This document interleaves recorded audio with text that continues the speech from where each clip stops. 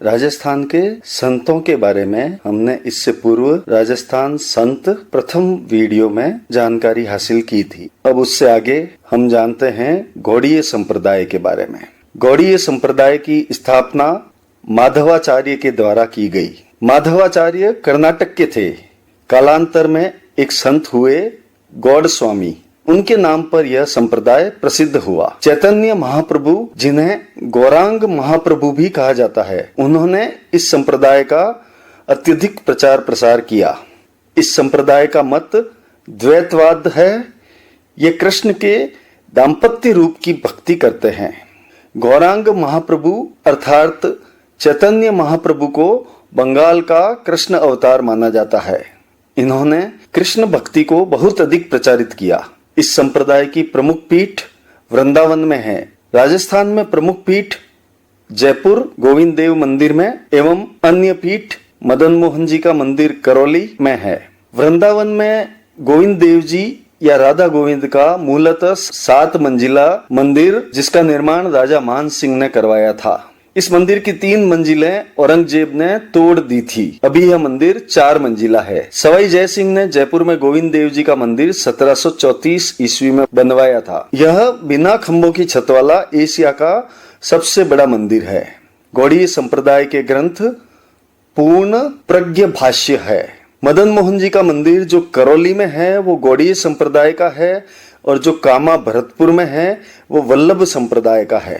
अब हम जानते हैं वल्लभ संप्रदाय के बारे में। वल्लभ संप्रदाय का मत शुद्ध द्वैतवाद है। वल्लभाचार्य द्वारा अणुभाष्य ग्रंथ लिखा गया था। वल्लभाचार्य विजयनगर सम्राट कृष्णदेवराय के दरबार में उनके गुरु बनकर रहे थे। देश भर में उन्होंने 84 बैठक की थी। राजस्थान में एकमात्र बैठक पुष्कर में की थी। इनके शिष्य सूरदास, इनके पुत्र विठलदास थे। विठलदास ने 8 कवियों का संगठन बनाया, जिसे अष्टछाप कवि मंडली कहते थे। अकबर ने इस मंडली से प्रभावित होकर जैतपुरा व गोकुल, उत्तर प्रदेश में है दोनों, की जागीर इस संप्रदाय को दे दी थी। इस संप्रदाय की स्थापना वृंदावन में हुई थी। वृंदावन में इस संप्रदाय का श्रीनाथ जी का मंदिर प्रसिद्ध था, और इस मंदिर में श्री कृष्ण के बाल रूप की पूजा करते थे। औरंगजेब ने 1669 ईस्वी में भारत के सभी मंदिर तोड़ने का आदेश दे दिया था। तब इस श्रीनाथ जी के मंदिर के पुजारी, जो कि विठलदास के पुत्र थे, दामोदर व गोविंद, श्रीनाथ जी की मुख्य मूर्ति को लेकर मारवाड़ के कदमखंडी गांव आ गए। चूंकि औरंगजेब मारवाड़ के शासक जसवंत सिंह से डरता था, इसलिए ये इसे यहाँ ले आए थे। परंतु जसवंत सिंह उस समय दक्षिण भारत में थे। वह उनके सेनापति ने दामोदर व गोविंद को शरण देने से मना कर दिया था। तब ये दोनों पुजारी 3 वर्षों तक इधर उधर भटकते रहे। इस दौरान वे मूर्ति को रात में हवेली में रखकर भजन करते थे। वल्लभ संप्रदाय में मंदिर को हवेली कहा जाता है, और जो भजन किए जाते थे उनको हवेली संगीत कहा जाता था। 3 वर्ष भटकने के पश्चात मेवाड़ के महाराजा राज सिंह ने सिहाड़ गांव में इनको मंदिर बनवा कर दिया, जो कि वर्तमान में नाथ द्वारा कहलाता है। 1671-72 में इस मंदिर की स्थापना की गई थी। नाथ द्वारा वल्लभ संप्रदाय की प्रमुख पीठ है। इस मंदिर की प्रमुख विशेषताओं में पिछवाइयां की कलाएं और सांझी की कलाएं शामिल है। इस मंदिर का अन्नकूट महोत्सव, जो कि दीपावली के अगले दिन होता है, वह भी प्रसिद्ध है। इसे भीलों की लूट भी कहा जाता है। मुख्य मेला जन्माष्टमी को लगता है। विठलदास के पुत्रों ने पूरे देश में 7 मंदिर बनवाए थे। इस संप्रदाय में कुछ शब्द जैसे झांकी का अर्थ दर्शन, पुष्टि का अर्थ कृपा, हवेली का अर्थ मंदिर व भजन का अर्थ हवेली संगीत होता है। इस संप्रदाय के प्रमुख मंदिर श्रीनाथ जी का मंदिर नाथद्वारा, द्वारिकाधीश मंदिर कांकरोली, मदन मोहन मंदिर कामा भरतपुर, गोकुल चंद्र मंदिर भरतपुर, मथुराधीश मंदिर कोटा, गोकुलनाथ मंदिर गोकुल उत्तर प्रदेश व बालकृष्ण मंदिर सूरत प्रमुख है। मंदिर मथुराधीश मंदिर सर्वाधिक प्राचीन है। यह इस संप्रदाय की प्रथम पीठ भी थी, परंतु वर्तमान में मुख्य पीठ नाथ द्वारा है। वल्लभ संप्रदाय के पश्चात अब हम चर्चा करते हैं मीराबाई। मीराबाई का जन्म 1498 में कुड़की, जो कि पाली जिले में स्थित गांव है, में हुआ था। इनकी माता का नाम वीर कुंवरी पिता का नाम रतन सिंह, जो कि बाजौली नागौर के जागीरदार थे। इनके दादा का नाम राव दूदा था, जो मेड़ता के शासक थे। पति का नाम भोजराज था, जो राणा सांगा के पुत्र थे। मीरा की भक्ति को मिश्रित भक्ति भी माना जाता है, क्योंकि यह कृष्ण को पति मानकर पूजा करती थी। मीरा की माता का देहांत उनके जन्म होते ही हो जाता है। रतन सिंह 6 दिन की आयु में उन्हें मेड़ता ले आते हैं। अतः इनका जन्म पाली में हुआ था, किंतु लालन पालन नागौर में हुआ था और विवाह चित्तौड़गढ़ में हुआ था। इनका मूल नाम पेमल व उपनाम कसबूबाई भी था। मीरागढ़ दुर्ग कुड़की गांव में स्थित है। मेड़ता में मीरा मंदिर या चार भुजानाथ मंदिर है। मीरा का लालन पालन दादूगढ़ दुर्ग में हुआ था। एक कहानी है कि मीरा जब 6 वर्ष की थी तब एक बारात निकल रही थी। तब जिद करके मीरा बारात के पास गई। वह अपनी दादी से अपने दूल्हे के बारे में पूछती है। दादी बाल मन को संतुष्ट करने के लिए उसे यूं ही चार भुजा मंदिर के कृष्ण को उसका दूल्हा बता देती है। तभी से वह कृष्ण को पति मानने लग जाती है। मीरा के बचपन के गुरु का नाम पंडित गजाधर था। इन्होंने मीरा को बचपन से संगीत की तालीम दी थी और कृष्ण भक्ति की ओर ले गए। विवाह के पश्चात ये भी मीरा के साथ चित्तौड़गढ़ गए थे और इनको राणा सांगा द्वारा 2 जागीरें मांडल व पुर, जो कि वर्तमान में भीलवाड़ा में है, दी गई थी। मीरा का विवाह 1516 ईस्वी में भोजराज के साथ हुआ था। खातौली युद्ध में भोजराज घायल हो जाते हैं व 1523 में इनकी मृत्यु हो जाती है। राणा सांगा की मृत्यु के पश्चात रतन सिंह, विक्रमादित्य व उदय सिंह ने मीरा पर अनेक अत्याचार किए थे। तब मीराबाई पत्र लिखकर वृंदावन से संत रैदास को चित्तौड़गढ़ दुर्ग बुलाती है। रैदास अपना शेष जीवन चित्तौड़गढ़ में बिताते हैं और कुछ समय पश्चात इनकी भी मृत्यु हो जाती है। तत्पश्चात मीरा तुलसीदास की सलाह पर वृंदावन व उसके बाद द्वारिका रणछोड़दाय मंदिर चली जाती है। कहते हैं कि 1546 में यहीं रणछोड़दाय मंदिर में मीरा कृष्ण मूर्ति में समा जाती है। मीरा के प्रथम गुरु पंडित गजाधर है, परंतु इनके आध्यात्मिक गुरु संत रैदास को माना गया है। मीराबाई की कविताएं पदावलियां कहलाती है और इनका भाव दाम्पत्य भाव था। इनकी कविताओं की भाषा ब्रज भाषा थी, जिस पर गुजराती प्रभाव था। कविताओं का रस माधुर्य था। मीराबाई के प्रमुख ग्रंथ सत्यम भामोरो रूसणो, रुखमणि मंगल, गीत गोविंद पर टीका व नरसी मेहतारी हुंडी। रत्ना खाती ने मीराबाई के जीवन पर ब्रज भाषा में नरसी बाईरो मायरो नामक ग्रंथ लिखा था। प्रियदास लिखित ग्रंथ भक्तमाल से भी मीरा के बारे में जानकारी मिलती है। वागड़ की मीरा गौरीबाई को कहा जाता है, जो डूंगरपुर जिले के गरीब ब्राह्मण परिवार से थी। ये भी कम उम्र में विधवा हो जाती है और मीरा की तरह कृष्ण को पति मानकर भक्ति करती है। किशनगढ़ की मीरा बनी ठणी को कहा जाता है और मत्स्य संघ की मीरा चरणदास की शिष्या सहनोबाई को कहा जाता है। अब हम चर्चा करते हैं निर्गुण भक्ति वाले संप्रदायों के बारे में। इनमें प्रमुख जाम्बोजी व जसनाथ जी है। दोनों ही समकालीन थे, दोनों ही निर्गुण भक्ति परंपरा के संत थे और दोनों ही जांगल प्रदेश, जो कि वर्तमान में बीकानेर है, के संत थे। जाम्बोजी ने 120 शब्द व 29 नियम बताए थे और जसनाथ जी ने 150 शब्द व 36 नियम बताए थे। जसनाथ जी ने निर्गुण निराकार ब्रह्म की उपासना पर बल दिया, वही जाम्बोजी ने निर्गुण निराकार विष्णु की उपासना पर बल दिया। जसनाथी संप्रदाय में ऊन का धागा, जाल का वृक्ष व मोर पंख को पूजनीय माना जाता है। वहीं विष्णुई संप्रदाय में हिरण व खेजड़ी के वृक्ष को पवित्र माना जाता है। सिकंदर लोदी जसनाथ जी से प्रभावित होकर कठरियासर गांव में भूमि प्रदान करता है। वह जाम्बोजी से प्रभावित होकर अपने राज्य में पशु हत्या व हरे पेड़ों की कटाई पर रोक लगा देता है। थोड़ा विस्तार से जाम्बोजी के बारे में जानते हैं। जाम्बोजी निर्गुण भक्ति के संत थे। ये विष्णु के भक्त थे। विश्व में पर्यावरणीय वैज्ञानिक संत भी इनको कहा जाता है और विश्व पर्यावरण के आंदोलन के प्रथम प्रणेता भी इनको कहा जाता है। इनका जन्म 1451 भाद्रपद कृष्ण अष्टमी को पीपासर नागौर में हुआ था। लोग इन्हें कृष्ण का अवतार भी मानते हैं। इनकी माता का नाम हंसा देवी व पिता का नाम लोहट जी पंवार था। जाम्बोजी का मूल नाम धनराज था। ये बीकानेर के समराथल में तपस्या करते हैं, जिसे समराथल धौरा कहा जाता है। धौक धौरा में प्रथम उपदेश इन्होंने दिया, वह यहीं से विष्णुई संप्रदाय का प्रतिपादन होता है। कालांतर में ये समराथल से मुकाम चले जाते हैं तथा यहीं पर उनकी समाधि भी है। विष्णुई संप्रदाय की प्रमुख पीठ मुकाम में ही है। वर्ष में 2 बार यहाँ पर मेला लगता है, आश्विन व फागुन अमावस्या को। पीपासर में जाम्बोजी का पैनोरमा है। पैनोरमा अर्थात किसी संत की प्रतिमा। जाम्बोजी द्वारा लिखित प्रमुख ग्रंथ जंब सागर, इसमें 29 नियमों व 120 शब्दों का उल्लेख है। इनके द्वारा लिखित जंब गीता विष्णुई धर्म का 5वां वेद व 19वां पुराण माना जाता है। एक ग्रंथ जंब संहिता जो कि विष्णुई धर्म पर प्रकाश डालती है। जाम्बोजी के उपदेश जंबवाणी अथवा जंब वेद में समाहित है। जसनाथी संप्रदाय। जसनाथी संप्रदाय के प्रवर्तक जसनाथ जी का जन्म कतरियासर बीकानेर में 1482 ईस्वी में हुआ था। जसनाथी संप्रदाय के प्रवर्तक जसनाथ जी कतरियासर बीकानेर में 1482 ईस्वी में डाबला तालाब में तैरते हुए हमीर जी जाट व रूपादे को मिले थे व इन्होंने ही इनका लालन पालन किया था।